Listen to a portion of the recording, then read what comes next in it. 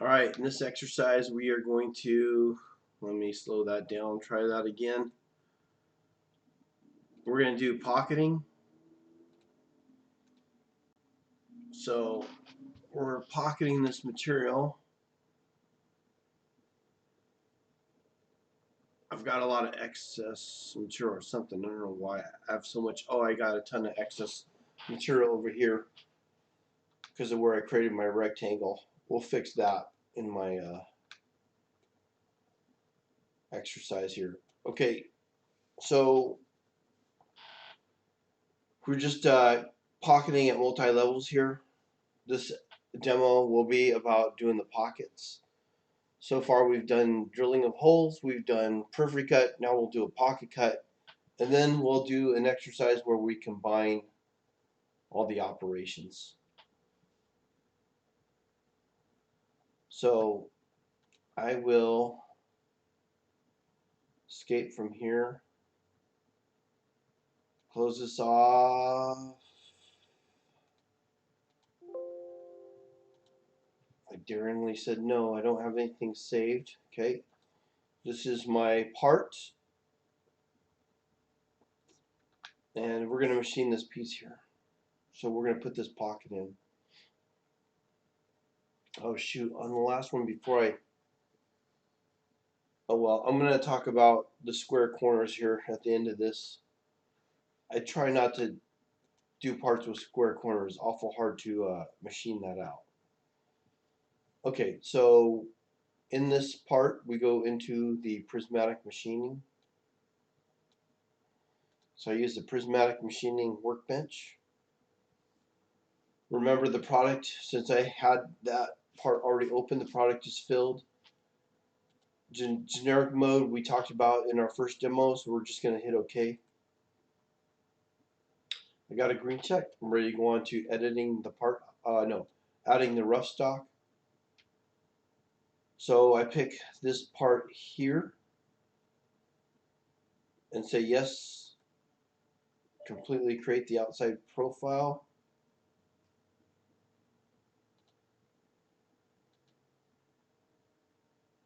I didn't see it.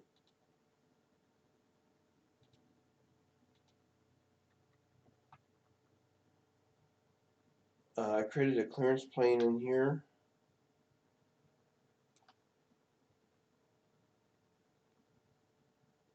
Oh, we're going to click. When you click that part body, it's grabbing that too. Usually I click it off the tree just to show you. This picture here matches this picture.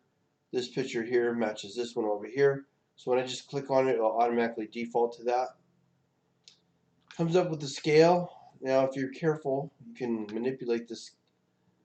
So if I grab this one here, I bet this is the X max or the Y max. Okay. I'll take it to 170. I think that should be enough material. And then this one over here should be the X max. Be nice if the numbers matched.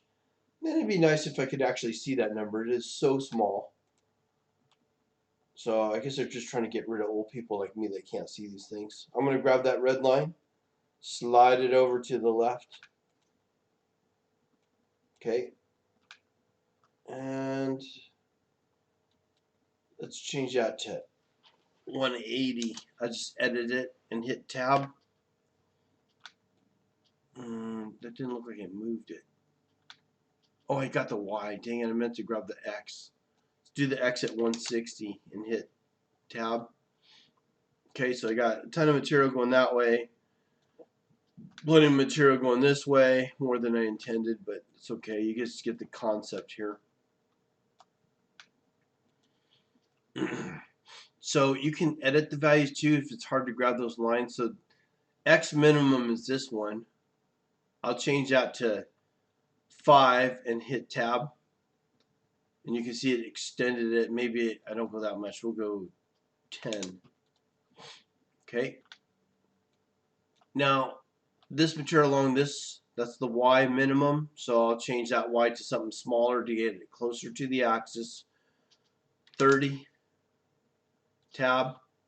Okay, again, if you find it confusing clicking here, you can zoom up and try and grab those red marks and just move those red marks. You just need to have it bigger than the part itself. Now see this part here needs to be, I want it to be thicker going up. Okay, just going up.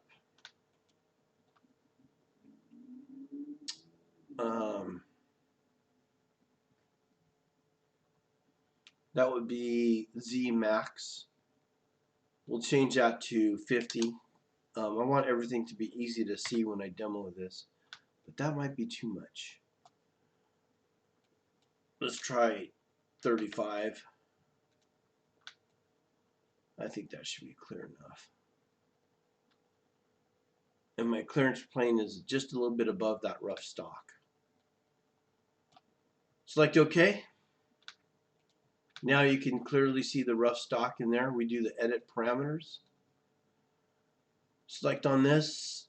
Select that point in the center there. Select this point here. And select OK. So I got the top corner. You see the green axis there. My part's recognizing the corner here, the rough stock material. There's my safety plane I created. The rough stock top surface I'll use. This is the part, so remember I hide in the tree, the rough stock, so that when I click on this and I grab the part, it's easy for me to grab the part by double clicking it.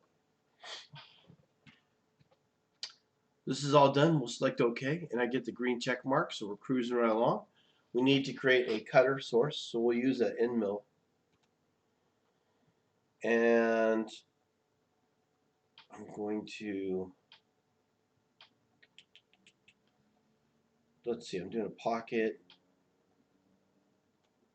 Let's do a 3/8.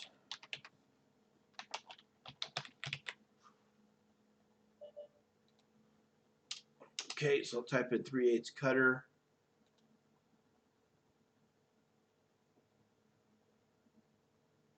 Hit geometry. I'll make that 3/8. Okay, and I'll do 1/8 inch end mill. Ooh, that's gonna be close here. Tab. Now that's almost a ball end mill. Okay, so if I used a ball end mill, it'd be a perfect radius on the bottom. Let's do 1/16 just to make it look clearer. And then we can change all our lengths. Now you got to make sure that this is deep enough to get into your pocket. So be careful what size pockets you create. Remember what your depth of your pocket is.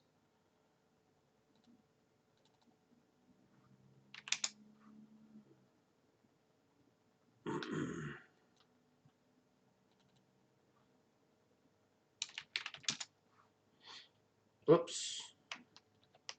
Oh, I didn't mean. Dang it.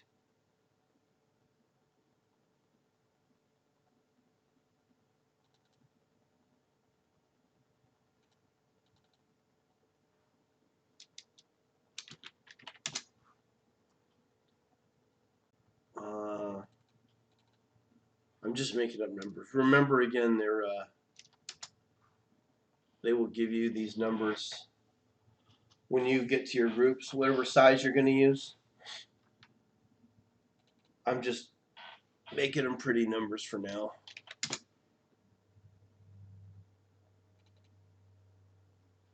Do 9/16. Ah, it's too small. 7/8. Yeah, it's cool. Alright, so I'm going to select, man, I hope I got it big enough. No, I don't think I do. We'll see. I'm going to hit OK. Hit OK. This 3/8 inch cutter has been added. I don't get a green check though. I just got to know it's okay to move on. Skip the optional part and go right to programming. Under Prismatic Machining, we are going to select the manufacturing process, and the manufacturing process we're looking for is pocketing. Right here, so I hit pocketing.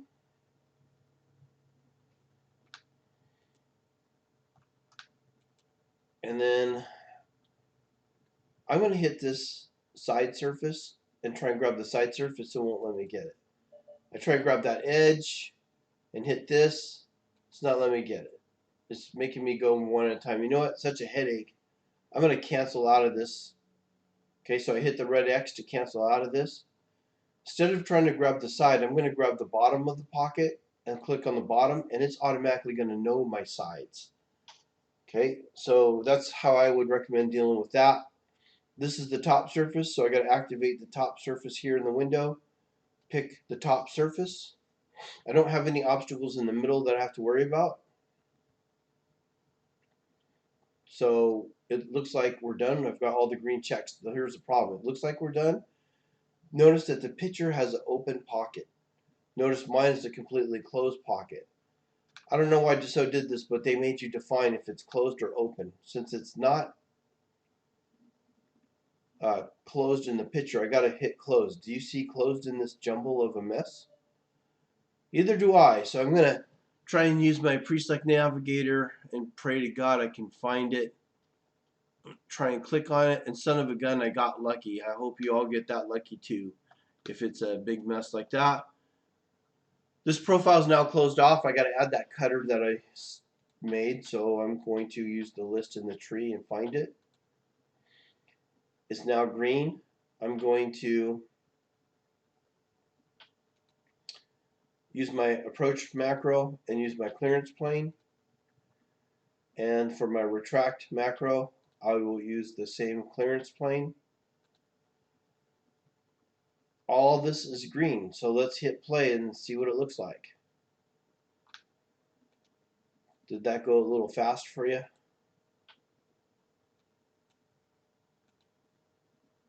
Okay, so there we are. It's machining the pocket. Does anybody see any issues with that? What you might be wondering, if you know anything about this, is did that go all the way to the bottom and just start cutting? It sure did. And depending on what that depth is, that might be too much pressure on my tool. I might cause that tool to break. So what we're going to do is we just pocket a little bit of depth at a time and work our way down. I'm going to show you the different types of pockets by exiting out of here. The pocket that we did use is found in the first tab up here. Outward helical. Inward helical, we'll do this, and I'll hit play. So see how it started from the outside and worked its way in. I will try back and forth and hit play. And that's what you get for back and forth. Let's try the next one and play that. Alright, so that one started up here, worked its way in, then worked its way out. We'll exit that. Offset part zigzag. It's going to look real similar when I hear a play. Play that. It's hard to see how fast it's coming in and then wrapping around. Okay. That one's going this direction. The other one should be going the other direction.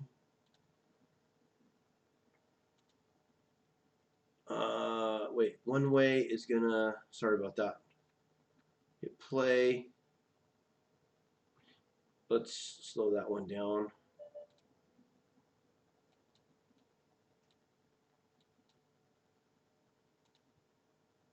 Play that. Okay. Some of them look real similar to what they're doing. And the concentric is when I make like a circular pattern. It shows you two of the pictures up here. If I hit play, since the part's not circular, at some point it's gonna just go straight over. Alright, we'll exit out of that. The outward spiral. See how it's like doing like a cinnamon roll? And we'll play that. Okay, so depending on your shape, that might look different when you're doing the plays. Inward spiral, same kind of thing. We'll play that. Okay. The most common one used is the outward helical. The thing here is I don't want to just pop right down to the bottom. Okay, so I'm going to exit out.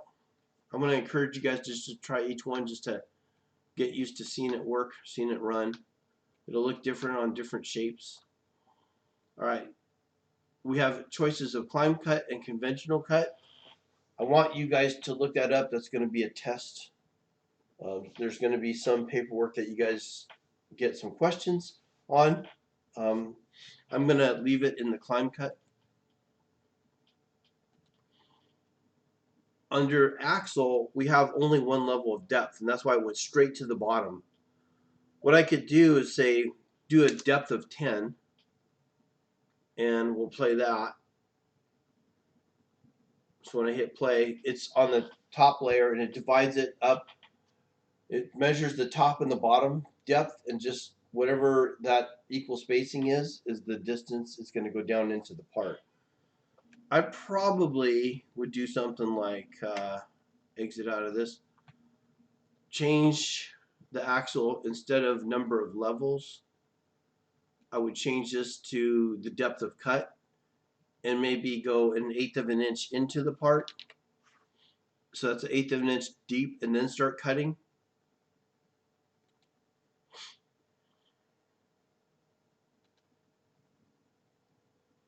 Okay, now what I want you to notice is I have square transitions, 90-degree turns.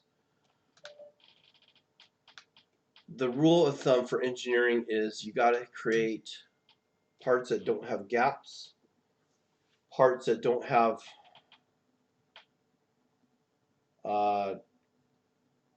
radiuses that are too small for the cutter to get in, and discontinuity and tangency. Now this pocket has no radiuses, so I can't get in there and do that anyways.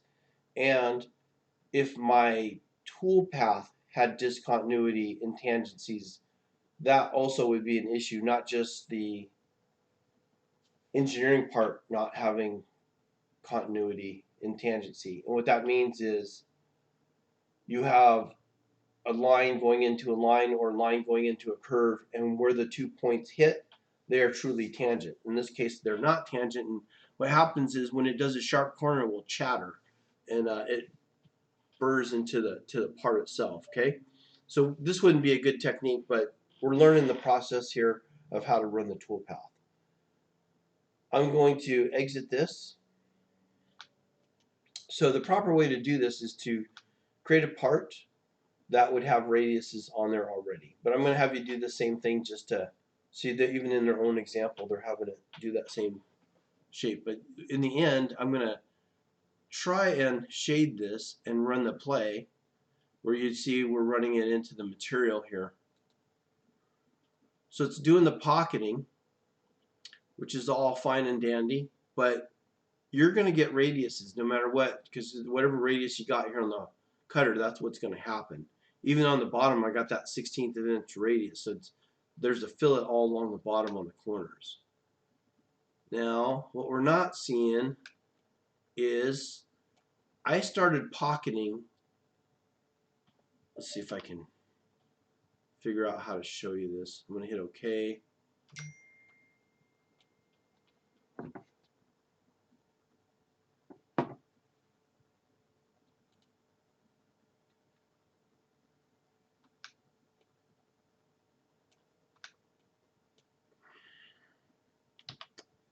And go to my tree and turn the rough stock on.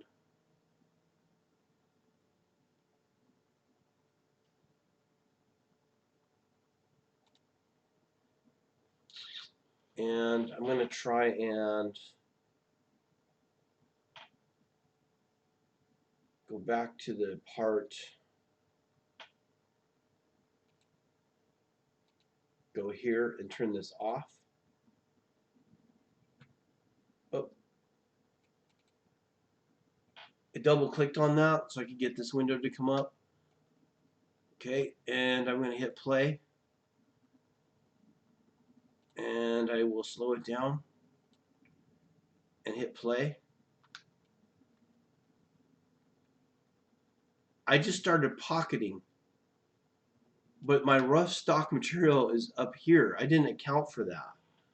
So yeah, it looked all good there when I was programming it, and if I was just checking it as an engineer or tech, I wanted to make sure it could be pocketed. Yeah, that's fine. But in real life, you can't just start pocketing and cutting through that material because you got to remove the top surface. So the next demo, I'm going to show you how to face the top of the surface. Okay, so that'll be saved for the next demo. That's the steps though on how to do pocketing.